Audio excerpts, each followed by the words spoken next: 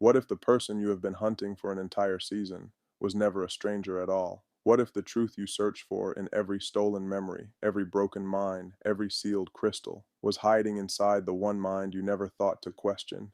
Mine. This is the final chapter. This is the memory merchant. 4, 3, 2.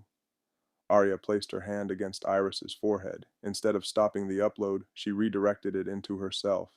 The memories of Mars flooded through her. Every birth under a red sky, every death in a sealed habitat, every resentment preserved with perfect clarity, passed down through generations who had never been allowed to forget.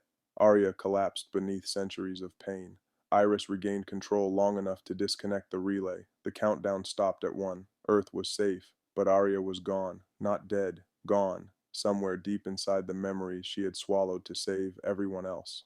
The echo chamber. We returned to the echo chamber with both sisters. Lena believed the only way to save Aria was to separate memory from identity, to pull apart the two things every person on Earth had always assumed were the same. It was the question that had begun everything, back when this all started as a case about a missing file and a man who forgot his own daughter's name. Are we the sum of what we remember, or is there something beneath memory that remains, something that survives even when every recollection is stripped away? I stepped into Aria's mind to find out. I found her standing inside an endless city built from other people's lives. Streets rearranged themselves with every step she took. Windows opened into wars she never fought, kitchens she never cooked in, hospitals where strangers had died, and distant worlds she had never touched with her own hands. She no longer knew which memories belonged to her. She was drowning in a life that was made of everyone else's, so I did not remind her of facts. Facts would not reach her here. Instead, I told her the thunder story, the one my grandmother told me, back when I still had a grandmother, back when memories were simply memories and not currency. The sky is only remembering how powerful it is. It was a small thing to say, but a small piece of Aria returned. Iris entered next. She did not come as a rescuer or a savior. She came as a sister.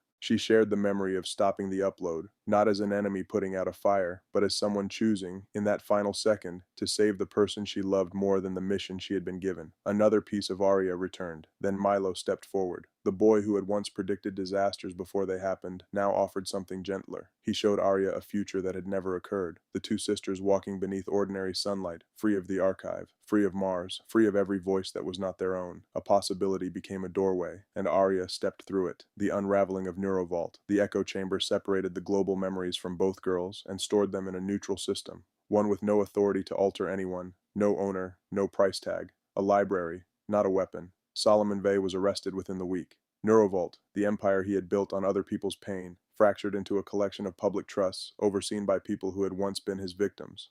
Memory transactions became legal only under new law. Permanent records, independent consent, and no exceptions for the wealthy or the powerful. Sarah regained her love for Jonah, not because a machine restored it artificially, not because a technician rebuilt a circuit in her mind, but because she chose, day after day, to build it again from nothing. That, it turned out, was the only kind of love that could not be bought or stolen. Thomas opened a grief center in the lower sectors, a place where people learned to carry their memories instead of selling them away to survive another month. Milo stopped predicting tomorrow. For the first time in his short, strange life, he became a child. Just a child, nothing more and nothing less. Lena's choice. Lena faced a final choice of her own. Her consciousness could remain inside the archive, guiding it forever, correcting every mistake she believed the world was doomed to make, or she could be allowed to end. Aria and Iris held hands before her projection, the two sisters she had shaped and sacrificed and saved, standing together for the first time as something other than pieces on her board. Lena looked at me. Do you forgive me? I thought about everything she had taken, every year stolen from strangers, every family rewritten, every truth buried beneath a more convenient story. I thought about everything she had saved, too.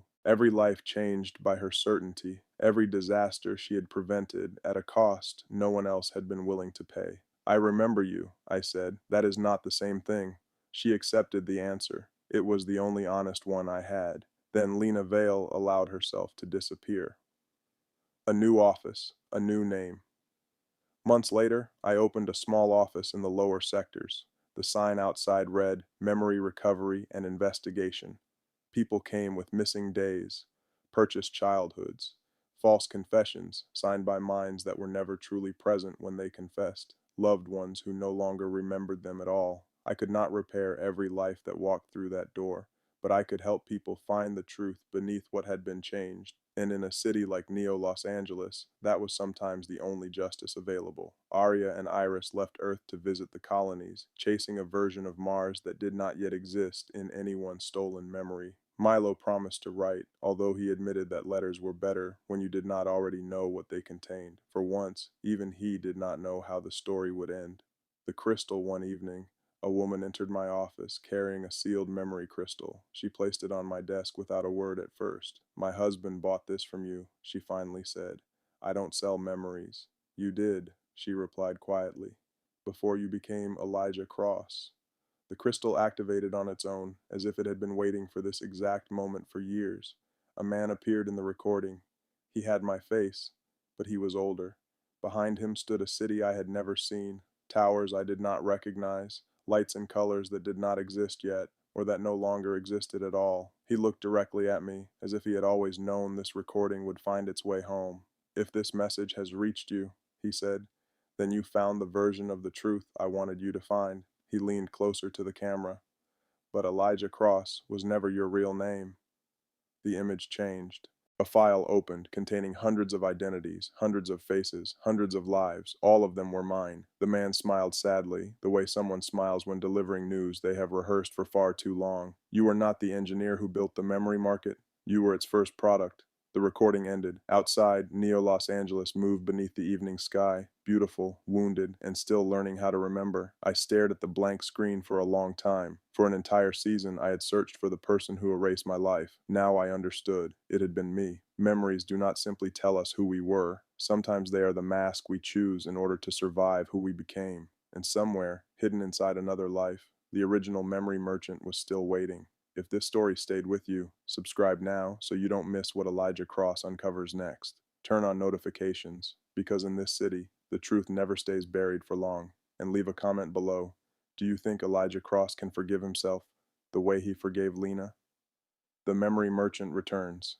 Season 2 begins soon.